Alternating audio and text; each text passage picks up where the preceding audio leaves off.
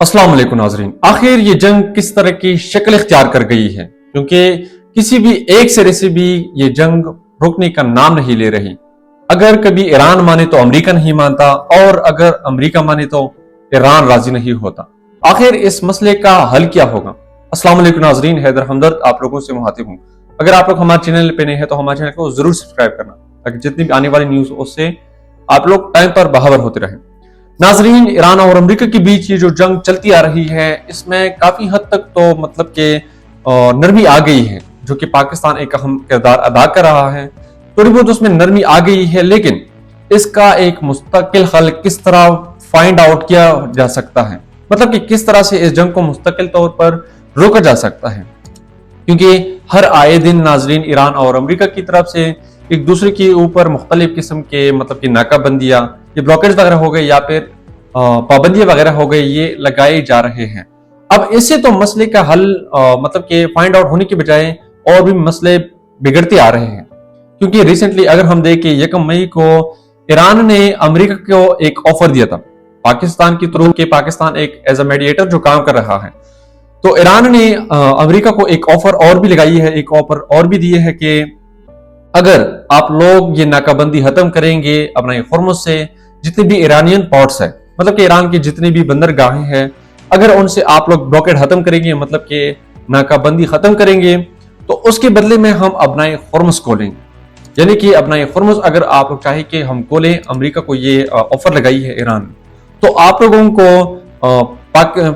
को ईरान के जितने भी पोर्ट्स के ऊपर आप लोगों ने जो नाकाबंदी की है, जो ब्लॉकेट की है, उसको आप लोगों ने रिमूव करना होगा। तो तब हम जाके अपना हुर्मुज़ को खोल सकते हैं, मतलब कि उसके ऊपर थोड़ी बहुत बात फिर हो सकती है। लेकिन अगर हम देखें नाजरीन, तो एक तरफ ईरान नहीं मान रहा, ईरान अपना हुर्मुज़ को मतलब कि फ्री ऑफ कॉस्ट खोलने नहीं दे रहा, तो दूसरी तरफ अब अमेरिका ने ये जो ब्लॉकेट लगाया है, अमेरिका ने जो ईरान के जितने भी पोर्ट्स हैं उनके ऊपर जो नाकाबंदी लगाई है, अब इससे ये मसला और भी मतलब कि बिगड़ता जा रहा है। लेकिन उसके बरअक्स अमेरिका ने उनकी जो ईरान की जो ऑफर है उनको टुकरा दी है, और साथ ये भी कही है कि ये आप लोगों की जो ऑफर ये सेटिस्फैक्टरी नहीं है। जो सबसे ज्यादा प्रायोरिटी हम दे रहे हैं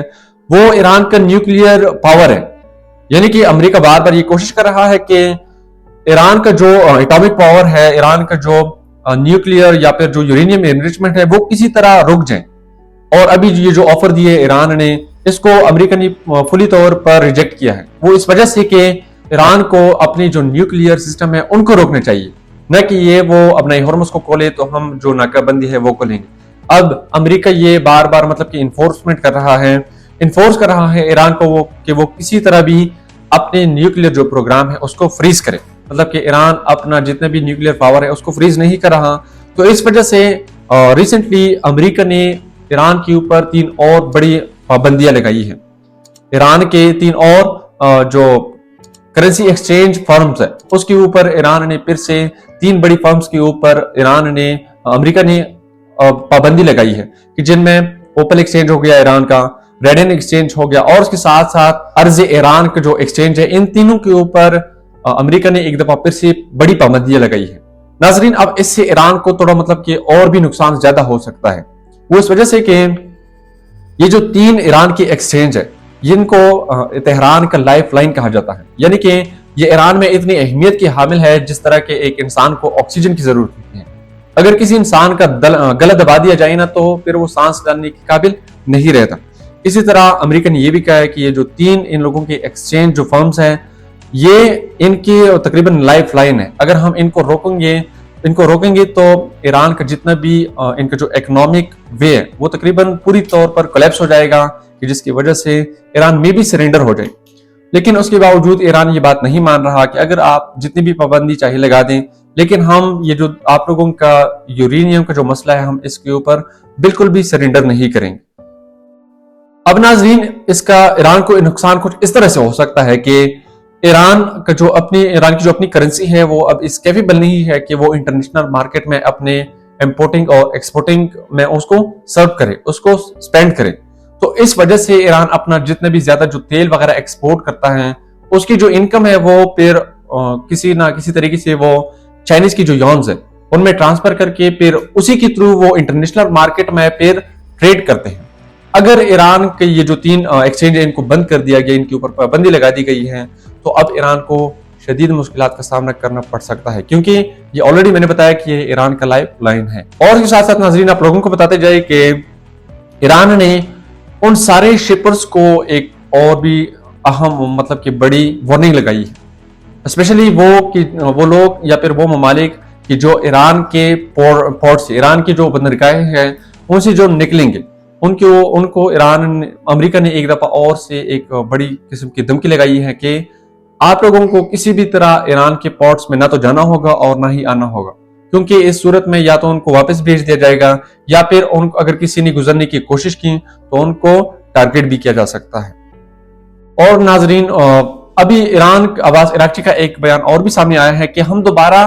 मतलब कि इस्लामाबाद में यह मुज़ाकरात कर सकते हैं, जब तक हम एक अहम नतीजे पर पहुंच नहीं जाती तब तक हम टेबल टॉक कर सकते हैं। लेकिन अमेरिका ये अपने कानों से ये मतलब कि बात निकाल दे कि हम ये जो न्यूक्लियर या फिर अपना हॉर्मस को फ्री ऑफ कॉस्ट किसी को भी गुजरने देंगे, यानी कि ईरान ने उसके अगेंस्ट एक स्टेटमेंट दिया है कि वो ये कि हम सब कुछ मान सकते हैं लेकिन ये 2-3 बातें हम बिल्कुल भी नहीं मानेंगे, कि जिनमें से सबसे पहला बात जो है वो ये कि हम अपना न्यूक्लियर प्रोग्राम बिल्कुल भी फ्रीज नहीं करेंगे। ये अब्बास अराक्ची का एक बयान है। और उसके साथ साथ ये भी बताया गया है कि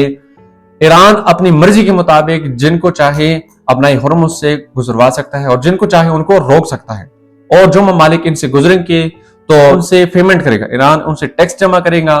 आई थिंक सो तकरीबन $1 मिलियन पर शिप जो इन लोगों ने सेट कर दिया कि अगर अपना हॉर्मुज़ से कोई भी मुल्क किसी भी तरह का जहाज लेकर जाता है तो उनको तकरीबन $1 मिलियन उनकी पेमेंट करनी पड़ेगी। अब ये ईरान ने अपने तकरीबन एक नई किस्म की और भी शर्त रखी है अमेरिका के सामने। नाजरीन अगर हम ओवरऑल देखें तो ये जो जंग है ये काफी टाइम से चलता आ रहा है। अब इनमें कंट्रोवर्सी ये चल रही है कि सबसे मुश्किल और बड़ी बात यह है कि किसी भी एक पॉइंट के ऊपर जब एक मुल्क मतलब कि एग्रीमेंट कर देता है तो फिर दूसरा रिजेक्ट कर देता है उसको। तो इस हवाले से ये जो मसला है या फिर ईरान और अमेरिका के बीच ये जो अमन का मुआहिदा है इस वजह से अभी तक ये नहीं हो पाया। और पाकिस्तान अलबत्ता मतलब कि बहुत सारा कोशिश कर रहा है,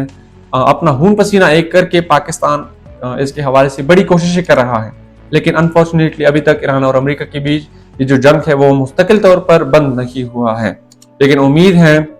कि पाकिस्तान अगर अपनी कोशिश जारी रखे तो जल्द अज जल्द ये जंग रोक सकती है। ये थे नाजरीन ईरान और अमेरिका के बीच कुछ नए अहम कशीदगियों के बारे में आप लोगों के साथ बात की, और साथ साथ ईरान के ऊपर जो नई पाबंदी है उसके बारे में भी आप लोगों से बात शेयर की। अगर आप लोगों को हमारी वीडियो पसंद आई है तो हमारे चैनल को जरूर सब्सक्राइब करें, जितनी भी आने वाली न्यूज़ उससे सबसे पहले आप फायदा उठाएं। Thank you so much for watching.